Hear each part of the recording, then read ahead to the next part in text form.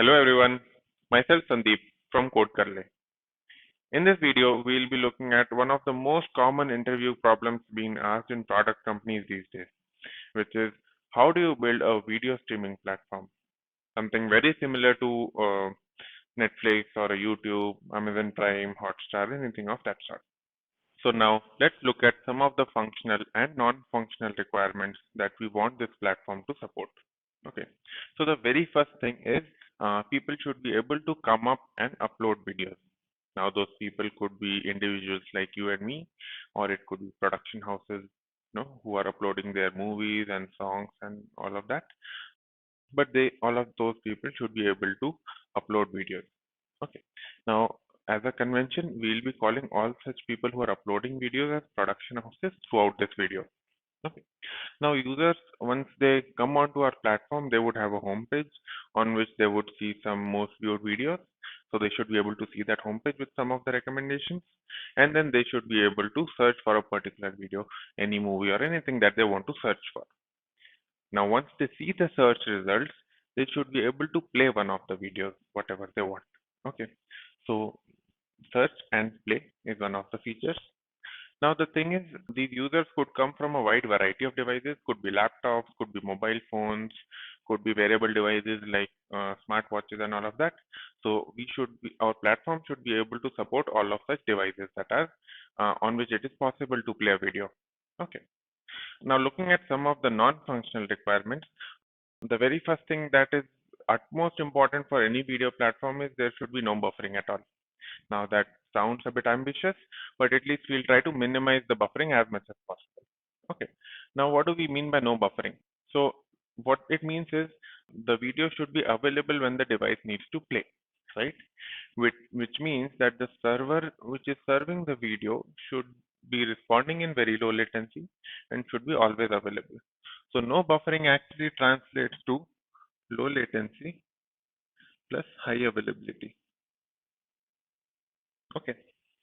The next non-functional requirement is to increase the user session time. Now, there could be a lot of reasons why user session time is high or low. So, if the platform is not built in a nice way and there is a lot of lag or a lot of buffering, people would not like it and drop off. So, again, low latency, high availability becomes one of the solutions towards this particular NFR, right? What else could be? Maybe you don't have a good content. So if the content is bad, people would not come on the platform. But let's keep content outside of the scope of this video. Other than that, it could be that you do have good content, but you are not showing the right content to the right person, right? Which internally translates to having a reasonably good recommendation to start with and then improvising it over time, right? So then kind of a good recommendation engine is one of the other outcomes of the non-functional requirements that we have here. Now, we have talked about a small requirement that we have actually missed. Okay, so when we say all devices should be supported, that's actually a very big requirement. Okay, that we have not looked at in depth. So all of these devices like your browsers, your mobile phones with different kinds of phones, you have Windows phones, you have Android phones, you have iOS phones, then there are smartwatches, and there are a huge variety of devices that can play video, right? All of these devices support some of the formats. Not all devices will support all the video formats. Okay, and there are some formats which are specific to some kinds of devices. Now, supporting all devices essentially means that we need to support all of the formats. So if we just kind of list down some of the devices, let's say there are a bunch of devices that we have, this translates into some formats that we need to support. So there are these many number of formats that we'll have to support, right? Now, there are a wide variety of devices again. So each format should be possibly be running on a wide variety of devices, right? There could be phones with multiple aspect ratios. The screen dimensions are different on a TV and on a phone, right? So there are a lot of dimensions and aspect ratios that come in. And all of those formats and dimensions should coexist, right? So then for each format, you have a lot of dimensions. So this kind of translates into the amount of pixels we have. So that 1080p and 720p kind of translates somewhat into this, right?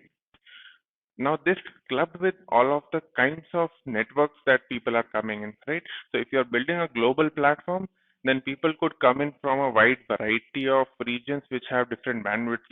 So somebody could be coming from a high bandwidth region, somebody could be coming from a moderate one, somebody could be coming from an extremely low bandwidth region, right? So you have types of bandwidth that you want to support. Now, a video has a lot of things, right? So the number of pixels are just one part of it. Then there is something called frames per second. There's something called bitrate of audio. All of those things can be increased or decreased to reduce the file size, and thus that translates into the reduction in the bandwidth requirement, right? So there could be all combinations of that all combinations of those attributes that you could put in the video to have various formats or various versions of the video with different bandwidth requirements, right? So you have a lot of versions of bandwidths to support.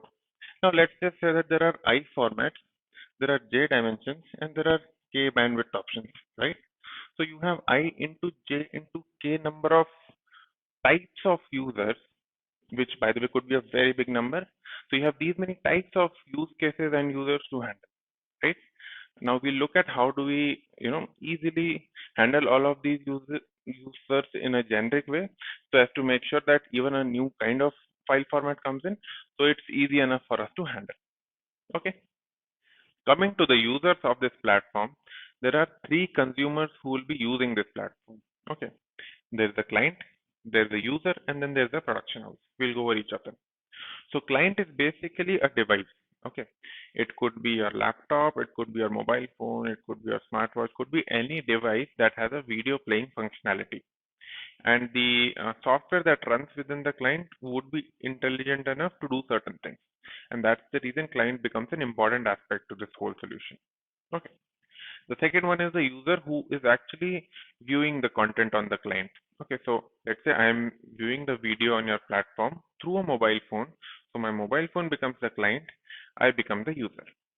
Okay, this is a human being. Okay, the third one is the production house, which we looked at earlier. These are the users who will be uploading video onto our platform, but not to confuse within various kinds of users, we'll call them all production houses. These need not be real production houses, it could be individuals as well. Now let's look at how a client works. So in this video, remember client is basically any device that we are using to play a video. So in this example here, we have a laptop and a mobile phone. Both are playing some video. Now, if you've noticed any of these platforms, they don't download the whole file to your device and then start playing, right? They basically request a chunk of the video, play that, and while that chunk is being played, the client requests for the further chunks. And subsequently, each chunk comes in, that gets played, and the next chunks are in transit from the server to the client. Okay, so that's how it normally works. Now, in this example, a part of video is played and some chunks are coming in. Okay, now the client has a very important functionality.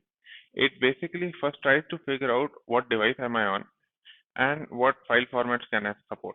Okay, now let's say if a device supports multiple formats, it will probably request for one of them based on some logic that sits within the client. Could be based on best quality or whatever, right? Now let's say it requests for a high definition variant of that file format, and first chunks get received on the client and it starts playing video. Now let's say if the client somehow realizes that the subsequent chunks are not coming well in time.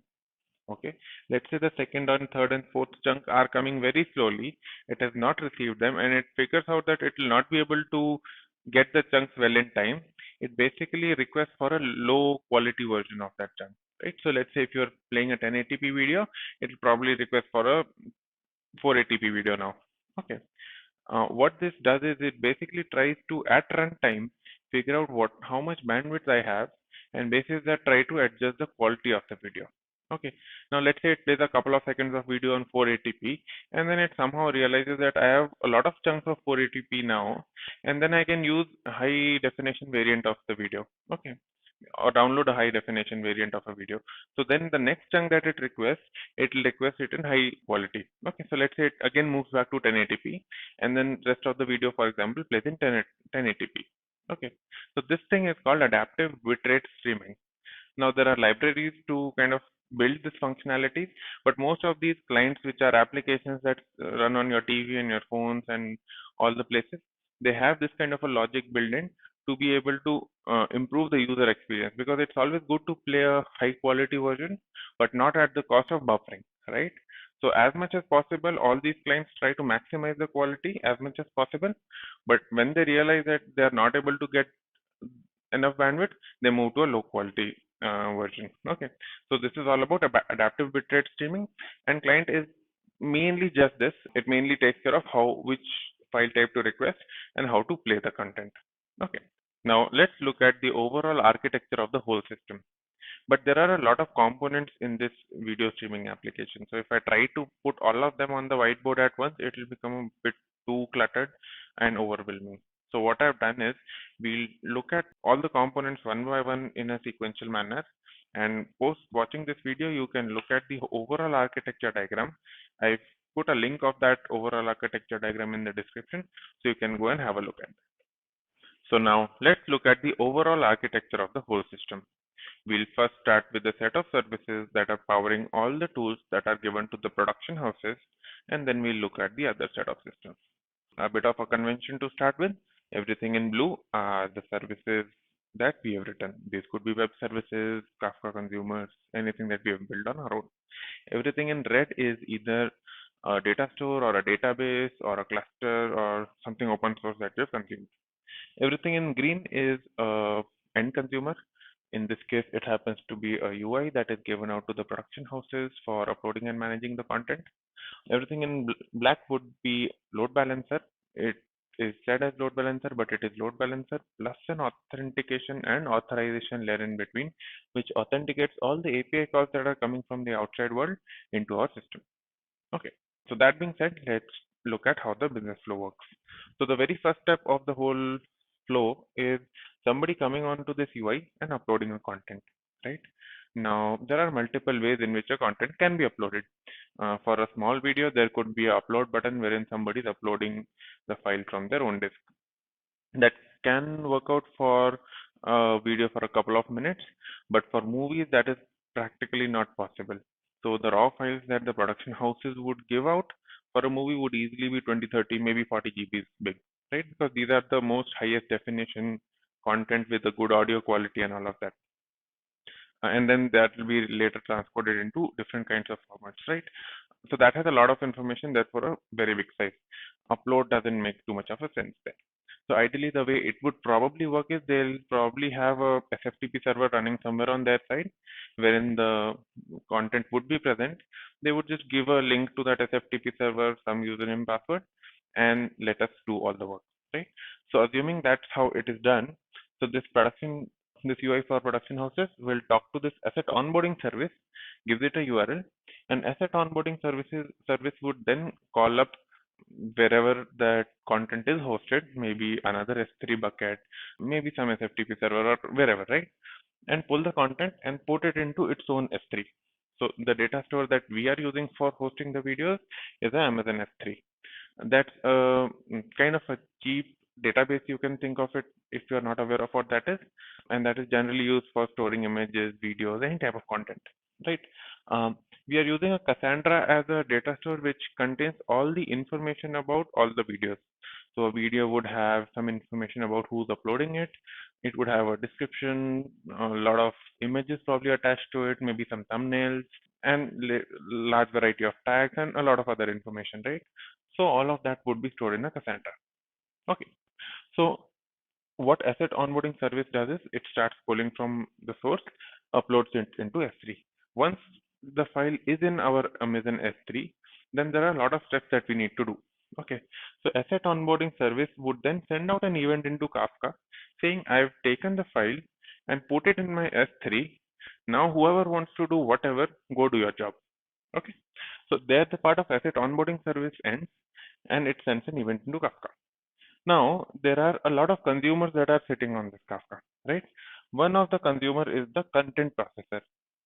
Now, content processor is basically, think of it like a workflow engine, which does a lot of things to that file that has been uploaded for it to be available in various kinds of formats, various bandwidth requirements, and all of that that we talked about earlier while going over the functional requirements, right? So coming to what this does. First of all, like we talked about, while the video is being streamed, it will never be streamed as a single file. There'll be chunks that the video would be divided in, right? And all of the processing that is done on a video would also be done in chunks. So it makes sense to chunk up the file at the very beginning so that we can parallelize all the further efforts, right? So the very first thing that happens to a file is it goes through a file chunker, okay, which divides it into multiple segments. It could be a size-based segment, time-based segment, or any random method of segmenting. Okay, so I'll quickly draw out how it looks like. So think of it as one big file that was uploaded. It gets divided into, let's say, four smaller chunks. Okay. Now this content processor also uses Kafka to send out various events and to invoke the further processes. Okay. What it does is for each of these sub-segments, it calls a content filter. What that content filter does is, so in each video there are certain, so in each video platform there are certain kinds of things that are not allowed. So for example, if I go and upload Pirates of the Caribbean movie onto YouTube, I'm not supposed to upload that, right? There are legal reasons why that's how it is. So there are certain checks that need to happen. So piracy is one of the first things. There could be other things which are legally not allowed, like nudity or maybe some content regarding religious things, right? So all of those checks need to happen. And now all of those checks can parallelly happen on individual components instead of looking at one big file. So this content filter takes up one chunk by one. So there'll be think of it like multiple workers, parallelly each worker working on one of the chunks and doing certain things, right? Once content filter goes through, it sends out event saying, I'm done. Now whoever has the next thing can go pick it up. The next thing is the content tagger. What essentially it does is, so let's say there's a video being uploaded. Now the production house will give out some tags by which that can be searched, right? But there could be some other things that we can infer out of it, right? So for example, if there's a football video, we might want to tag it saying a particular player is in that, right? So, and there could be other kinds of taggings that we might want to do, right? So this tagger is what goes through the whole video, tries to extract some parts of it which can be converted into like English tags, right, which can then be searched upon, or even in other languages, right? The another set of things that it does is try to create thumbnails of the video. So across the whole video stream, it tries to figure out some screens which are good, and it creates a list of thumbnails that would be later used for A/B testing and trying to figure out which of the thumbnails are actually the best ones, and those would be used as thumbnails for the later for the whole video at a later point in time. Okay. Post the content, I'll quickly draw out how the things are flowing. So what happens is everything goes through a filter. This is a content filter stage. Then everything goes to a tagger stage. Right? This is the content tagger. Now post content tagger, we have something called a transcoder. Transcoding is basically an activity of converting one file type into another file type. So the raw video that was uploaded, whose chunks we are processing, those would be converted into multiple file formats, like for example, a AVI or a MKV or a MP4 or something of that sort, right? So think of it something like, post this transcoding effort, each file will be split into multiple subfiles, right? Similarly for this, similarly for this, similarly for this. Now each of these formats that we have, now we have four files instead of one, right? So for each of the four will be sent out for individual transformations next. Okay. Next thing is quality converter. So there are, like we talked about in the initial functional requirements, people have different kinds of bandwidths that they kind of are on, right? So we might want to have multiple formats which require different bandwidths. So each of those formats will now be converted into multiple formats based on the bandwidths that we have. So let's say this one is converted into three parts, right? Similarly, all of these and all the combinations would have panned out into multiple, think of it like a tree, and each node has as many number of childs as the output of the particular encoder or converter or transformer, right? Now, once all of that is done, then we basically upload individual components onto a CDN, right? this is basically a final piece which says that I am an AVI of this movie which runs from second number 5 to second number 7 and of a certain bandwidth requirement, right? And similarly, there are thousands of chunks or maybe even millions of chunks which are now created, which are all uploaded into a CDN, right? So this is the file processing cycle. Now, once that is done, and even while it is happening, all of the events are put into Kafka, right? But Kafka is not just used for invoking the further processors, it is also used for something even more smarter. So let's say content tagger tagged each chunk with a certain tags, right? All of that information could be put into Kafka, which is this Kafka. Okay. Now there could be a sparse streaming process that runs across all the chunks for a particular movie ID and keeps aggregating all the tags that are received. Okay. It can then filter out the 10 top tags and then tag the movie with those tags, right? So this way even though we are segregating all of that information across a lot of worker nodes, but at the end it is aggregated at one point in time. That aggregation could be done through sparse streaming.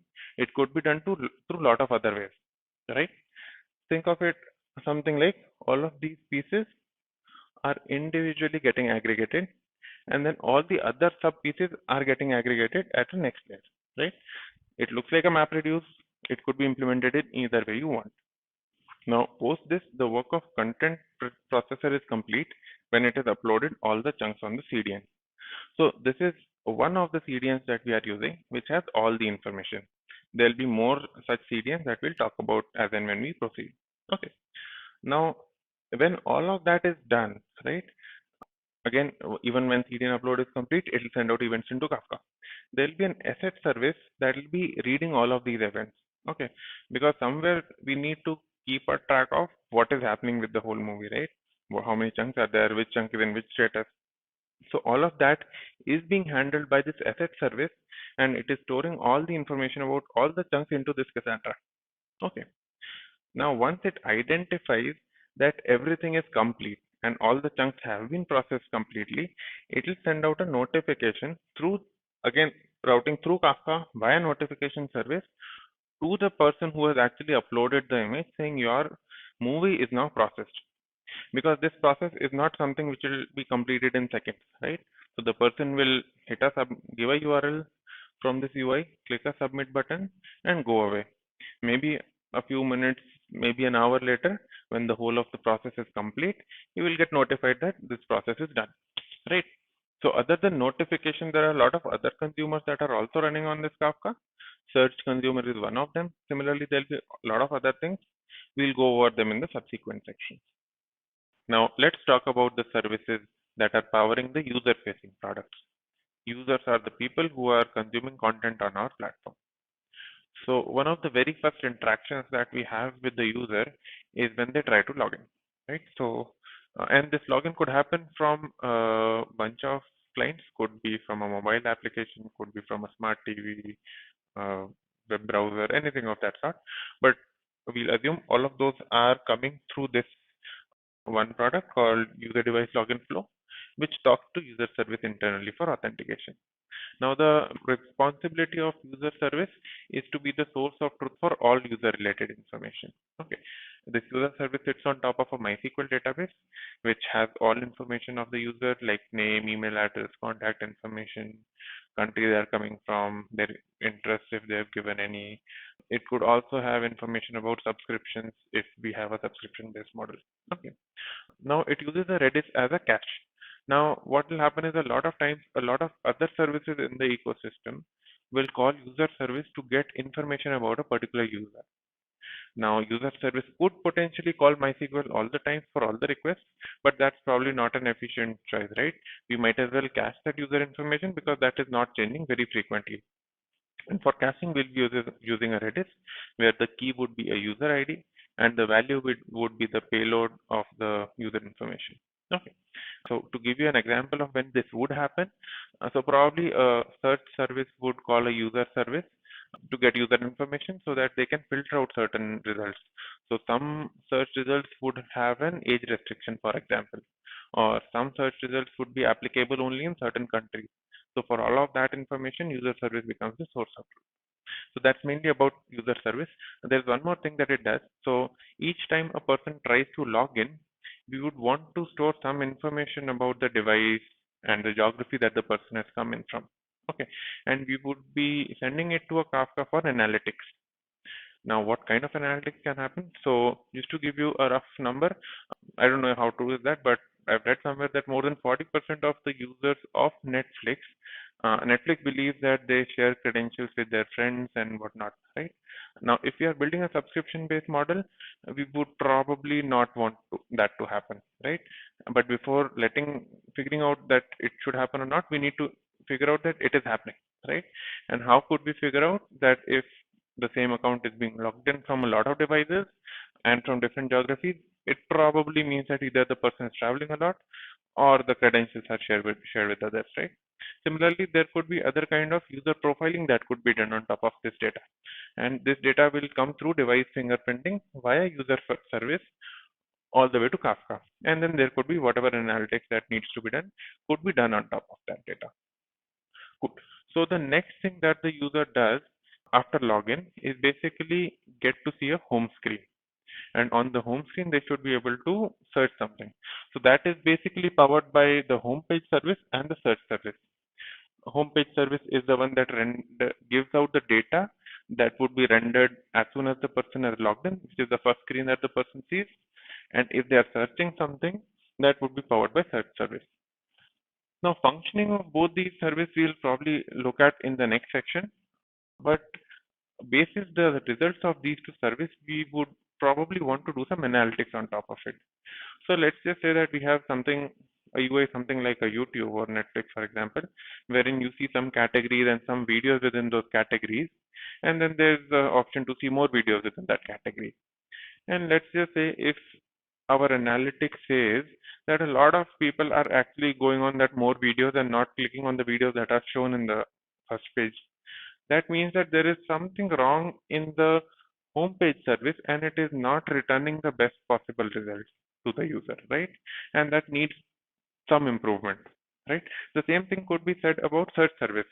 If let's say it is a paginated result and a lot of people are going to page number 2, page number 3, that means that service is probably not returning the best possible results for this user at this point in time. And again, it needs to be tweaked.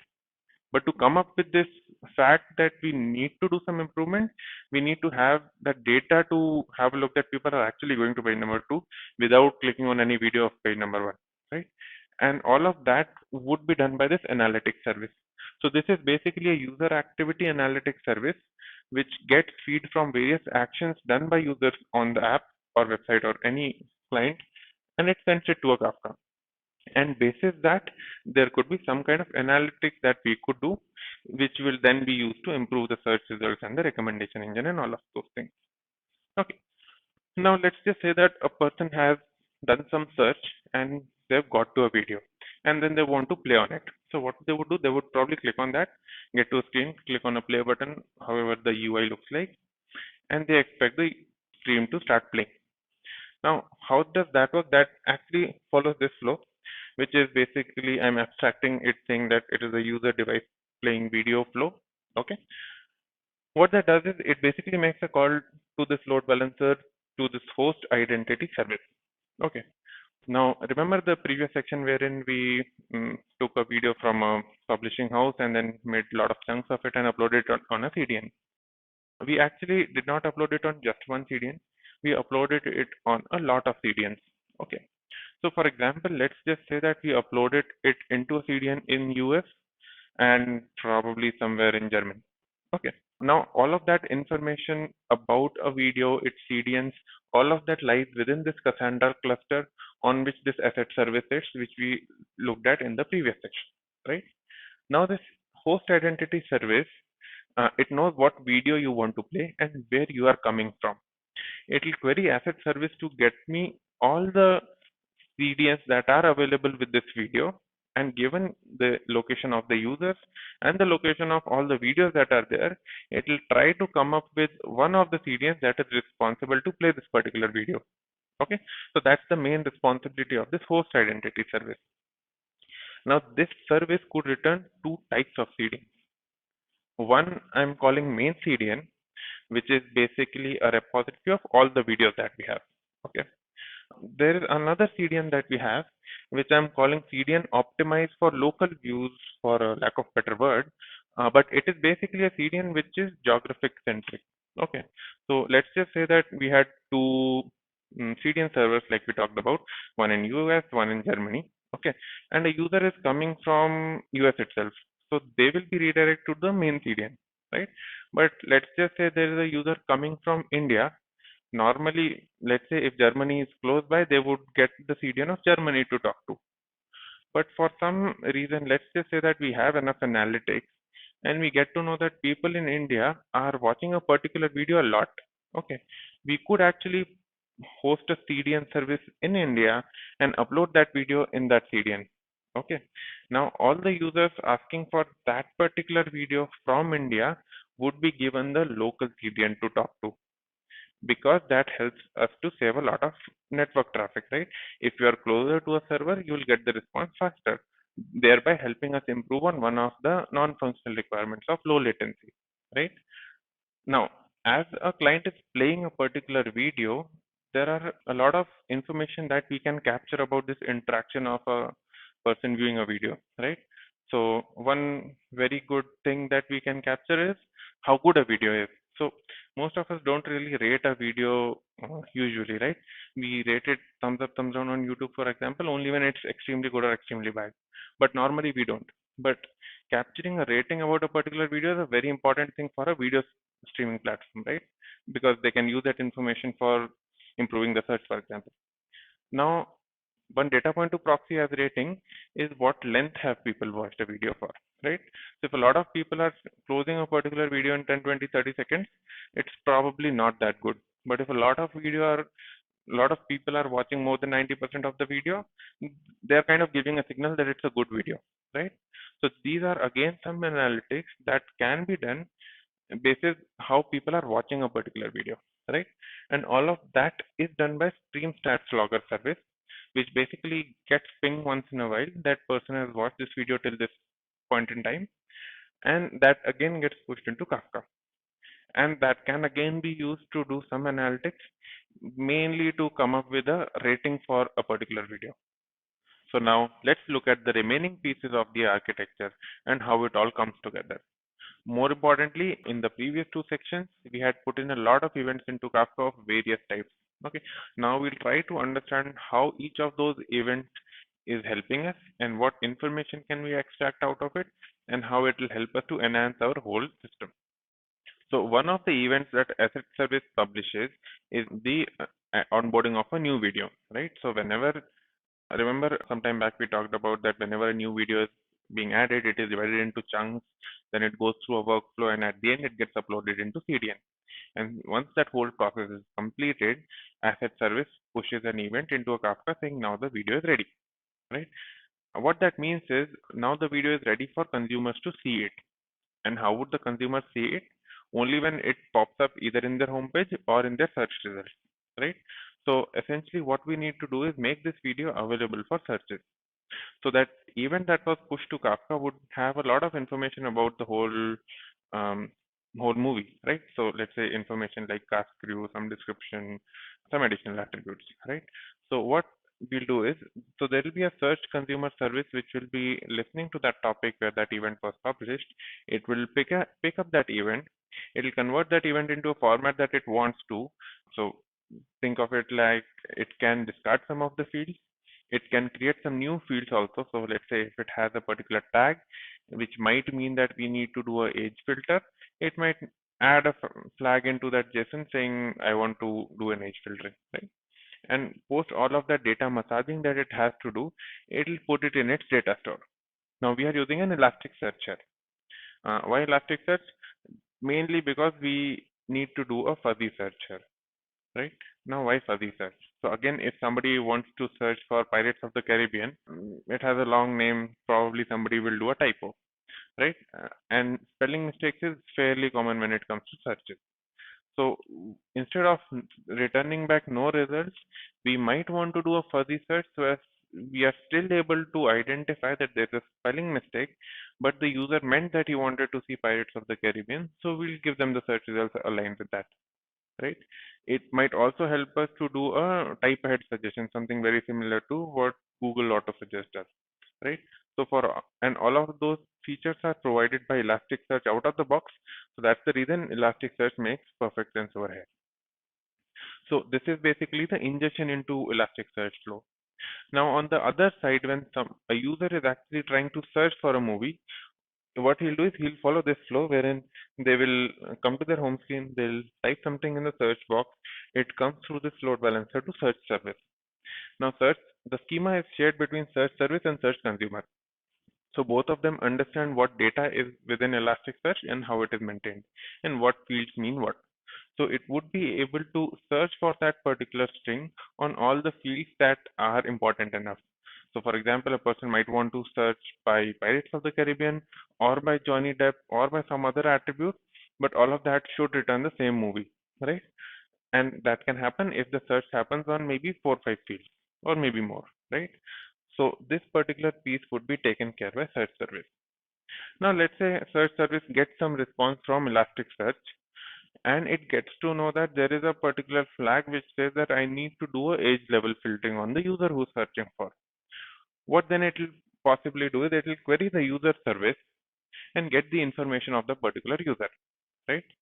And basis the information it gets from user service, it might choose to show that result or ignore that result. And at the end of it, after doing that whole data massaging, it can respond back to the UI with the search results, which can then be displayed to the user, right? So this is the search flow. Now, one thing to call out here is that all the components that you see here, and even in the previous sections that we had, all of those components are horizontally scalable.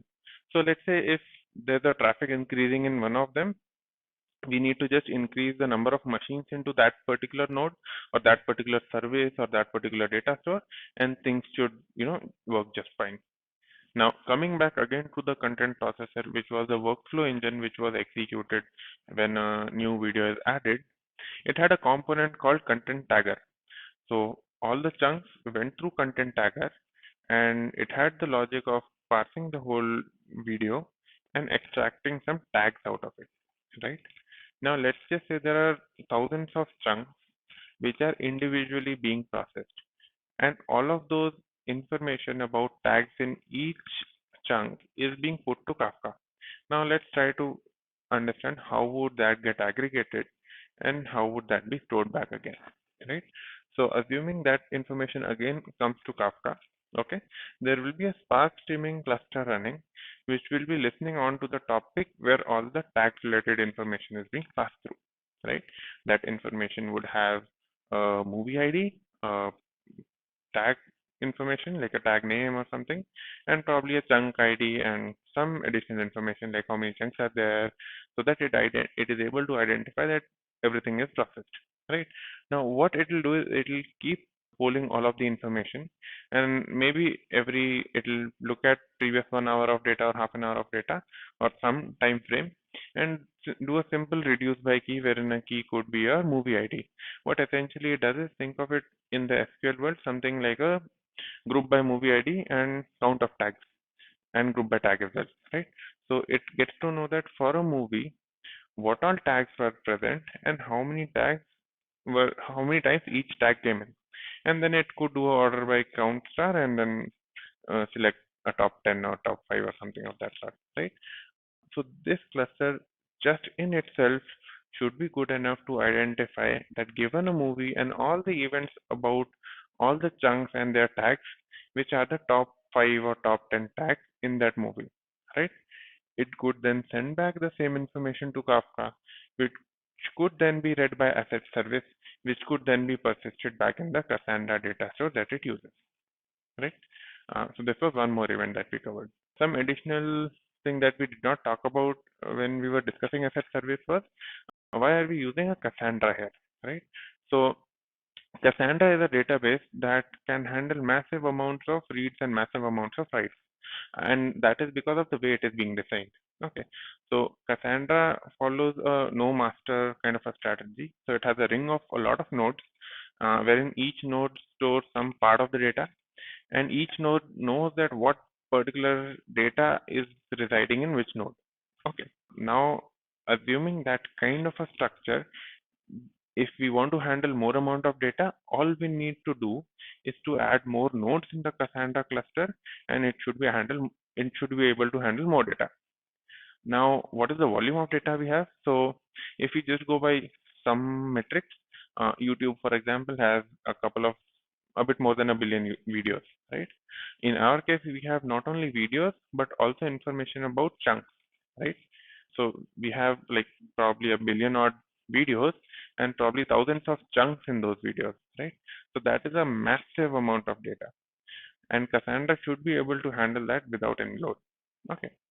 Now, coming to what Cassandra is good at and what Cassandra is bad at. Okay, so ideally, Cassandra is really good when you have a small number of queries and a queries by something called partition key.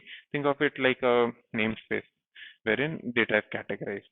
So all the queries that will happen on this data store will be something like give me all the movies by a publisher, or give me all the movies by production house for that matter, or give me all the movies that or all the chunks of a particular movie, or give me all the information of a particular chunk. If you look at this pattern, it is a very straightforward pattern wherein there is a key and then there are some values, right? If we store the data in a format where this key is the partition key, then these are very efficient queries in the world of Cassandra. Now, what Cassandra is bad at, it is really bad when you want to do random queries. So if you want to search, do a like search in description, or if you want to search by a crew name or any random thing, then Cassandra is bad. But like we discussed previously, we are not using Cassandra for those kind of searches. Those kind of searches are powered by search service, which sits on top of an Elasticsearch, right? Cassandra is also really bad at doing aggregation, but we'll also not be doing any aggregations on Cassandra. For that, we have a Hadoop cluster, which we'll talk about soon. Now, coming back to the content tagger part of the workflow engine, which came into picture when a new video is uploaded. So other than tagging the videos, it was also creating a lot of thumbnail images, right? Which we said that one of them will possibly be chosen as the best thumbnail, right? So how does that work out? So assuming all of those information again comes to a Kafka, saying for a movie ID, some ID, a lot of thumbnails that were generated. They will be generated by individual pieces, and then that could be aggregated, right? So that is one part of the story. So assuming all of that information comes to this Spark cluster, and then it gets stored into a Hadoop cluster, right? Now the next side of things.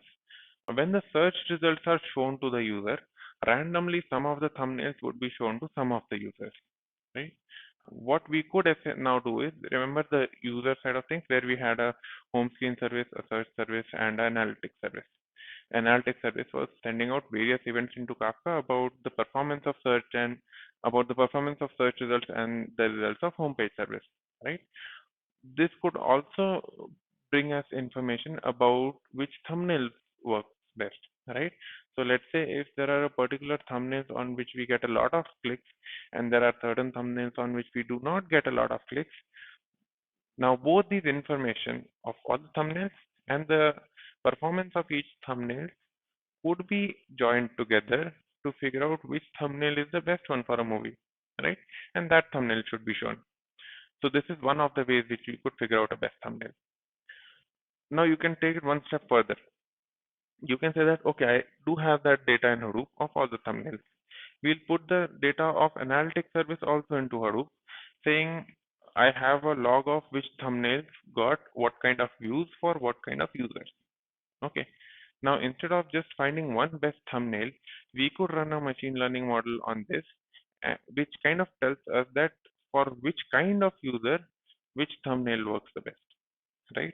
So now we don't have one best thumbnail, we probably have a lot of best thumbnails for a kind of users, right? And basis, and now when the search service queries, it kind of tries to figure out what type of a user I have, and basis that it can select a thumbnail, right? Now, how do we do user tagging? We'll come to that in a while. but this could be one good use case of a machine learning model that can run out of this Apache Spark cluster. Now, we were also putting a lot of information into Kafka about the videos that a person is watching and what percentage of the video are they watching.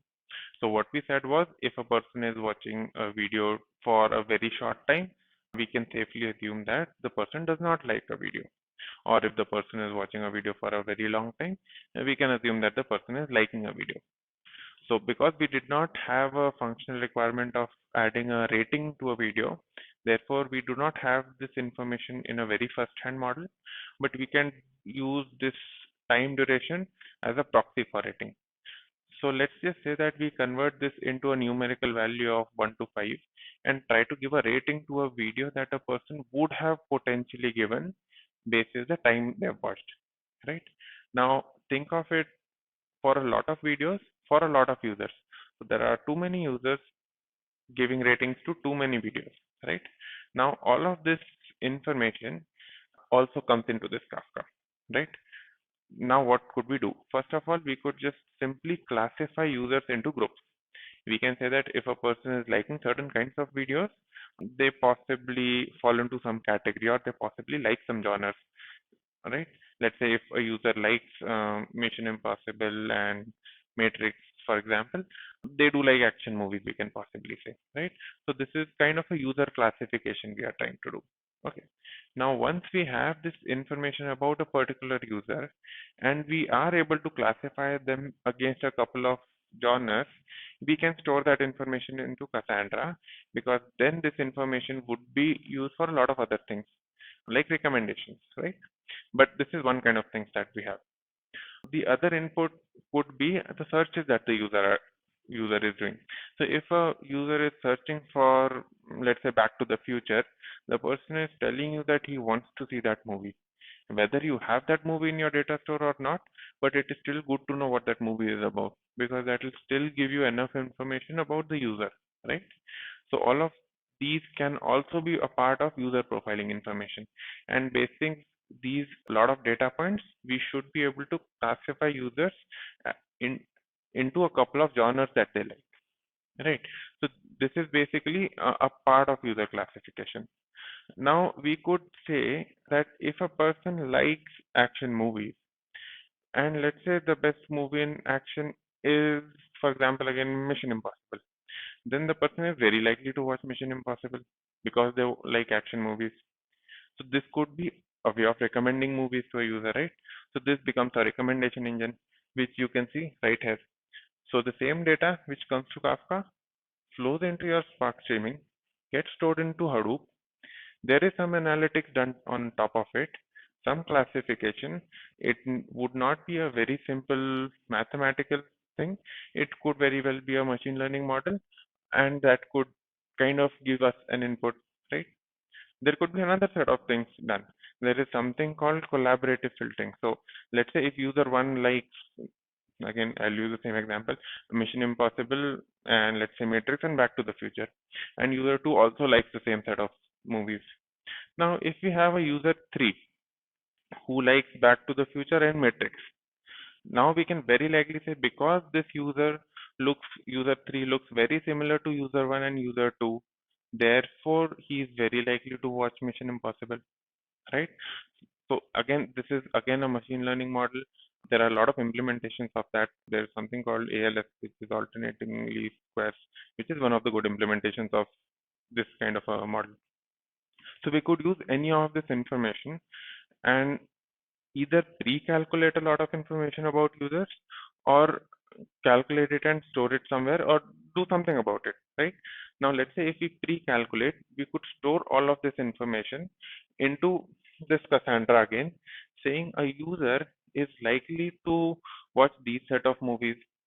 So when you are building a home page for this user, try to put this movie into that, right? So now when it comes to building the home page, there are, let's say, 3 rows that you want to show. Then those rows could be driven by the kind of genres that the person is interested in, basis the previous data that we talked about. And the records within those rows could be determined by this ALS method or any other similar method. right? Now, whether this works or not, we'll get to know via the analytics service, which was also putting in information into the Kafka. And if it turns out to be a bad model, we can kind of iterate over and try to figure out what best can we do. Now, another event coming into this Kafka was the geotagging and the device fingerprinting of users at the time of login. Again, that could be handled in an exactly similar model. Put that into Spark streaming, put that into Hadoop, do a group by kind of a thing by user ID, try to figure out how many unique logins have come in for a user. If you want to kind of bifurcate it by the kind of devices that the user has logged in or the kind of geographies that the person has done in, just put that in a report kind of a thing and have someone look at it. Maybe we'll get to know that people are traveling, and because of that the data is actually that way. Or maybe we'll get to know of some users who are actually spreading out their credentials and giving their access to others. Maybe data can give us a lot of information. Now, one component that we have not talked about till now is the traffic predictor. Now, what that is? Remember, we have two kinds of CDN. One is the main CDN, which has all of our data, which is in a very few locations across the globe. And then we have local CDNs, which are sitting in each country, or maybe multiple such CDNs within a country, which are caching data to improve the experience of users within that country, right? Now, there are multiple ways in to load that data into that local CDN. One is if somebody is watching the video, you request from the main CDN and also put it into the local CDN. That is probably okay, but to be honest, not really good. Okay. What if you would predict that what are the things that people are going to watch tomorrow, right? If let's say you can come up with a list of videos that people will watch on the following day, you could actually cache it beforehand, right? And by doing that, you can save up a lot of bandwidth. And the most important thing by caching you will get is that you will be able to achieve your NFRs, right? Because now if the latency is reducing, you will have less probability of buffering and thereby having a better user experience. Now, how would that work? Again, it would be a machine learning model that uses all of the usage data, like what videos people are watching, and use that to predict what possibly people will watch. But one more key data input into that would be a new launch. Let's say a new TV series is going to be launched tomorrow. You know for a fact that people in a lot of geographies would watch that, right? Let's say if it's a series in German, you know that people in Germany would be watching it, and not probably people in India because they wouldn't understand, right? So it makes sense to put it in the local CDN only in Germany. So all of these data points could be used and could be input into the traffic predictor, which again would run on the same data that sits within the same Hadoop cluster, and it should be able to give out information saying for tomorrow you need to have these videos in these CDNs. What that will give is for each CDN what all videos need to be coming, right? Now how that will play out. Overall, once it calculates all the videos that are required to be present in each CDN, it will put an event into Kafka saying this is my report of what I believe is required tomorrow. Go make sure it is available, whoever is responsible. Now there is something called the CDN writer. Again, for a lack of better word, I've named it like this. What this does is it basically looks at those events and fetches all the videos and puts it in the right place. It could fetch from S3, which is our source of truth, or it could fetch from the main CDNs and put this in the required CDNs. Okay. Now in the next section, let's look at how that could be done efficiently. Now let's say that CDN writer got a message saying local CDN1. I'm using a shorthand LC and assuming LC1 is an identifier of local CDN1. So assuming the message was saying that LC1 needs to have C1, C2, C3, C4, C5 and C6 chunks. Okay. It'll first query asset service and try to figure out what all is already there in that local CDN. Okay, let's say asset service returns a value saying C1, C2, C3, C10 and C11 are already there. Then all it does is basically figures out that we need to remove C10 and C11. These need to be removed, and the remaining three need to be added, right? So these three need to be added, and these would be sent to the local CDN. Now, even though the recommendation and prediction, all of that was happening at a level of a movie, but still we'll be sending chunks when we send to various CDNs. The reason is that when, let's say, if Mission Impossible is supposed to be in a CDN which is in India, right?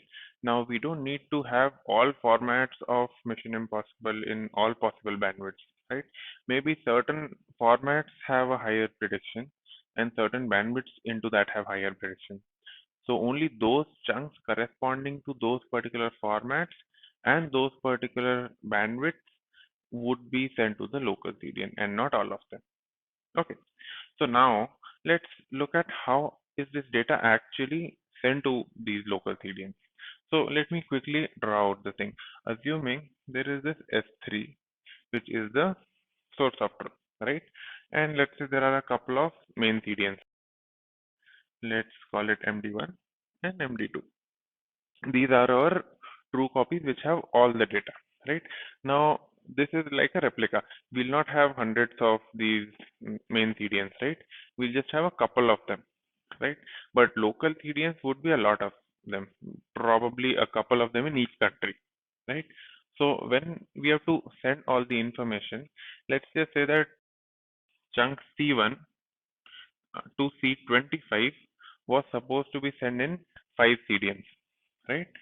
Let's say in LC1, LC2, LC3, LC4, and LC5. So chunk 1 to 25 were supposed to be sent in all these 5, right? One way to do it is pull all 25 in each of them, right? In all 5 of them. What we are essentially doing here is bottlenecking this S3. Remember, the very important thing in any design interview is you should never ever have a single point of failure. Now, agreed, S3 is a fairly well distributed thing. You could even use the MDs here to basically pull all the data, but even that's not a very good approach. Instead, what you could do is you could do something like what torrent does. So basically send some of the information to some client, some of the information to some other client. Client here is basically the CDN, and then let the CDNs get the data amongst themselves, right? So one possible way to do is you send the chunk C1 to C5 to local CDN1, then you send 6 to 10 to local CDN2, you send 11 to 15 here, you send 16 to 20 here, and 21 to 25 over to CDN5, right? So all of them have some part of it, and this file transfer would happen from S3 or your main CDN, right? But once the file is fully transmitted to all of them in chunks, now they can distribute the data amongst themselves, right? So LC1 can send chunk 1 to LC2 and LC3, right? And then LC3 can send chunk C1 to LC4 and LC5. What this does, it basically decentralizes the whole process. This is exactly the implementation of how torrent is implemented. And decentralization gives a lot of benefits that we are not putting S3 under load. Why? Because we have to pay for this, right? The more we use S3, the more we have to pay. By doing this, we are reducing the load on S3, right? Plus, one more thing that we would achieve is because so all of these transfers we can do it when these local CDNs are at a very low load. S3 being a very global service will always have some kind of reads happening for it. But these local CDNs, let's say if it's 3 a.m. in the morning in India, the India CDNs would be having a very low traffic, right? Similarly, the US CDNs would have very low traffic when it's 3 a.m. in the morning for US, right? So at that point in time, if we do all of this fancy process, it would be much more efficient when the CPUs are anyway free on all of these computes, right? So this is how you could do it efficiently. Now, let's look at an optimization that is happening in this space. So first, let's look at how does your client talk to internet in general. Now, this is not an exact representation, but it is somewhat like that. So let's say this is your device. It talks to your modem. it talks to a router. It then talks to ISP's router maybe after a couple of hops. Then it goes through an ISP's, you can say a firewall kind of a thing, and then it goes out to the internet. Now let's say if you were trying to access youtube.com slash something, it will first go to youtube.com, try to get the place from where the video chunks can be downloaded. Now that could be a S3 location, or it could be some CDN. S3 would probably be far away and CDN would be close by, right? And then the video would start streaming all the way through all of these hops that are in between, all the way to your device. Okay. Okay, now let's imagine there are a lot of people who are connecting to this ISP who are asking for one particular video, which is for some reason very famous, right? So there are a lot of such people who are connecting through the same route and asking for the same video. Now what happens if it is in CDN, it will follow this route all the way to all the three users, right? And these could not be just three users, these could be a lot of users. So now the same video is being sent by this service of youtube.com to this ISP, and then it is going to a lot of users. Now this is a wastage of resources for both ISP and the service provider, right? For service provider, why? Because if there's too much of traffic, they have to add more number of nodes. If the same ISP is requesting the same video again and again, they are basically sending the same data to this ISP, but still they have to add more nodes because the traffic is increasing. For ISP, they have to pay as much as the user bandwidth, right? So the more they query some external service, the more they have to pay for the bandwidth. So for both of them, it's kind of not a very good idea. So as a optimization here, what a lot of ISPs do is over here, they kind of try to, if you just maximize this node, they kind of add a hard disk. So some content which is being requested very frequently, they try to cache it over here. So next time when a fourth user queries the same content, it basically goes to this machine and responds back from here, right? Now that is an optimization which an ISP can choose to do. Now that depends upon their trade-offs, right? Whether the cost of buying this hardware and maintaining it, is it cheaper compared to the cost of bandwidth over time? If yes, then they would buy this hard disk. If not, then they would bother not to, right? Now, but for YouTube.com, they are anyway on a loss. They anyway have to have that many number of hardware if ISP does not choose to do this. So what some companies, so especially Netflix, what they have done is, so over here, let's say in the CDN, they had a lot of hardware, right? What they have done is they have removed one of the machines from here, and what they have said is, I'll give this machine to this ISP. Like they don't actually give the machine, but let's just think of it in cost terms. They save some cost by reducing some hardware over here, and they invest that cost into buying hardware for the ISPs, which Netflix provides them and maintains it. So now for ISP, it is a free hardware that they've got, and they can use it to cache the content of Netflix, right? Now what happens is for Netflix, they are kind of cost neutral.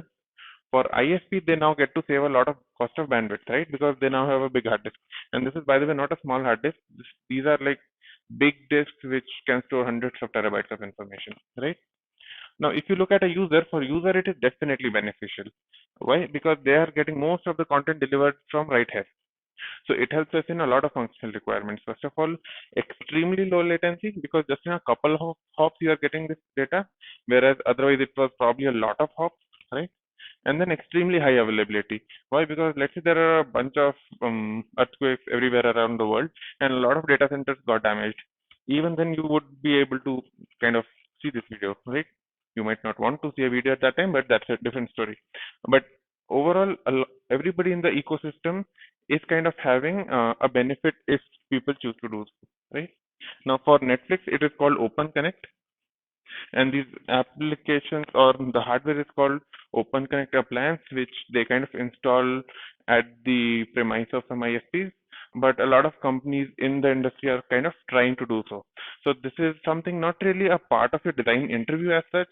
You would not talk about that in the interview, but this is still something that you need to be aware of because this is something happening in this space. So yeah, then this should be it about the video streaming platform. Thanks for watching this video. If you have any suggestions on what videos we should make next or how we could improve this one, do let us know by commenting here. And don't forget to subscribe to this channel, like the videos, and share the videos with your friends while we keep working to get more such content to you. Happy learning!